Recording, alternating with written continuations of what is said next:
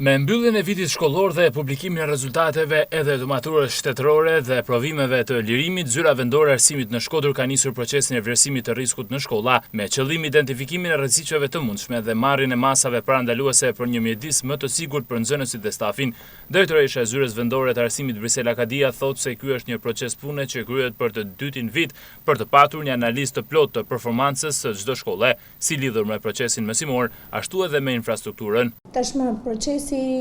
studimit të riskut në institucione arsimore nuk është viti i parë që po bëhet, është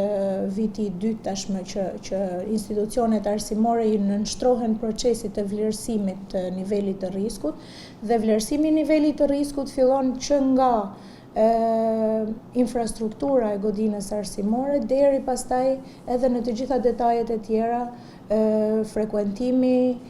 notat mesatare vjetore, pra është një kompleksitet i gjerë i analizës së institucionit arsimor, qoftë infrastruktura realisht, por edhe në pjesën që prek procesin mësimor. Kadia sqaron se mbyllja e shkollave nuk do të ketë as për vitin e ri shkollor 2026-2027 bazuar në të dhënat që Zyra Vendore e Arsimit disponon. Megjithatë, çdo analizë dhe vendim do të merret duke u konsultuar me komunitetin. Kemi rastin e parë të mbylljes së shkollave për shkak të rënies së numrit të nxënësve.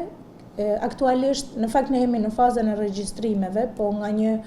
sapo kanë filluar regjistrimet me datën 6 dhe do vazhdojnë deri me 31. Por nga një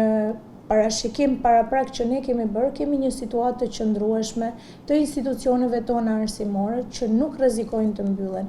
Nëse do ketë mbyllje të ndonjë institucioni arsimor, do jetë vetëm me kërkesë dhe me dëshirë të prindërve që duan që nxënësit e tyre të mos frekuentojnë më klasa kolektive, por të vazhdojnë procesin mësimor në klasa të ndara sipas niveleve të moshës. Deri në këtë moment nuk kemi shkolla që rrezikojnë të mbyllen për shkak të rënies së numrit të nxënësve. Në aspektin tjetër, pastaj kemi shkolla që